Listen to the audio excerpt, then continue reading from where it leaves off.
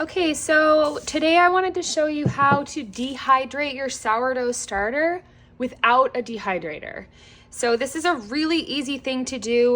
Once you dehydrate your sourdough starter, you can put it in a plastic Ziploc bag. You can store it in the freezer and it will last hundreds of years. So this is a really great way to preserve your sourdough starter.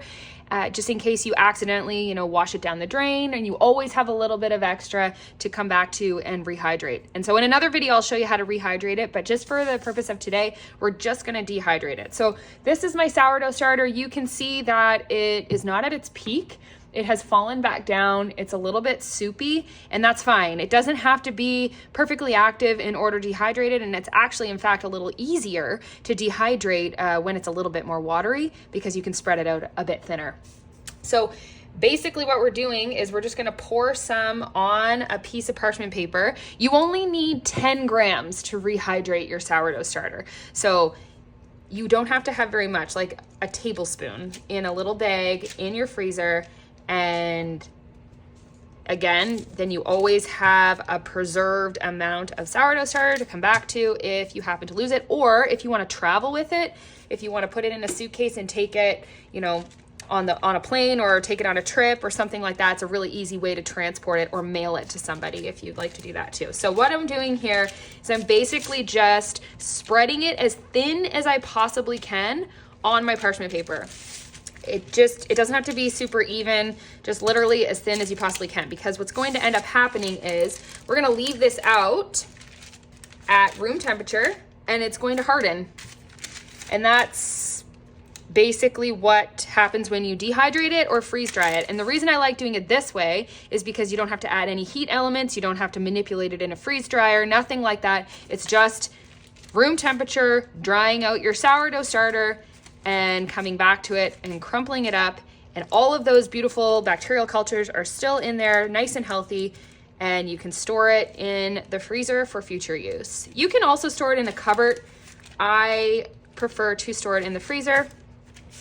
And so what I'm gonna do is I'm gonna actually lift this up. I'm gonna put it on a drying rack, like a cookie drying rack, because when I leave it on the counter, it will start to create like condensation. So you wanna make sure there's airflow underneath of it. So we're gonna put it on a cookie drying rack and we're gonna leave it there. Usually it's like, it just depends on how thin you spread it, but usually it's a day or so, and you can come back to it and crumple it up. So I'm just gonna slide this underneath. It's okay if it hangs off the sides, it's no big deal. Especially if you want it as thin as it can go, so then if you do hang off the sides, it doesn't drip onto anything.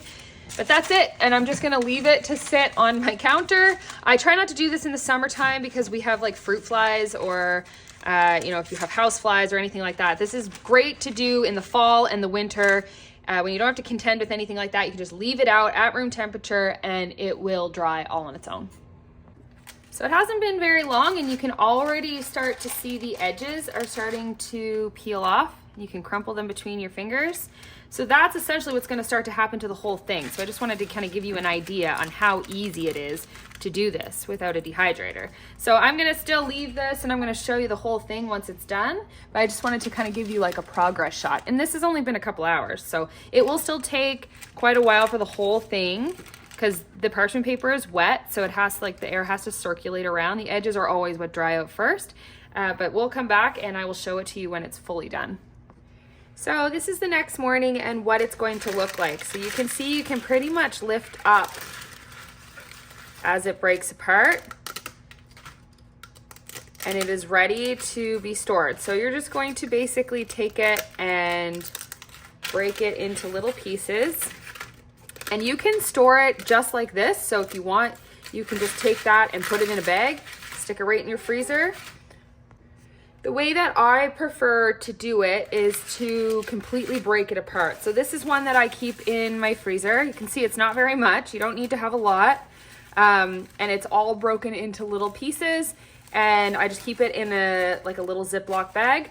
So this is way more than I need to ever rehydrate a starter. So if you do this, you can gift it to a friend. It's easy to mail. It's easy to travel with. So we're just going to take it and we're going to crumble it up. Do you want to crumble some? The kids really like to do this part. They like to crumble it up. Okay. So that's, again, it doesn't have to be super crumbled. So when you are rehydrating it, I often like it to be more of a powder, so I like it to be a little more like this. And the reason for that is because it can kind of break down and rehydrate or kind of dissolve into the water a little bit better. But this works fine. The other thing you can do is you can take this, put it in a coffee grinder, and then grind it up, and it's gonna make like a powdery, feathery kind of like a flour consistency. So I'm just gonna stick this right in my wek jar. And again, you can store this at room temperature. I like to put it in the freezer because it will literally last forever if it's in the freezer. So there you go. There's your dehydrated sourdough starter without using a dehydrator. So it's nice and healthy, dried out at room temperature, keeping all the nice bacterial cultures in your starter for when you want to rehydrate it. And I will show you how to rehydrate it in another video.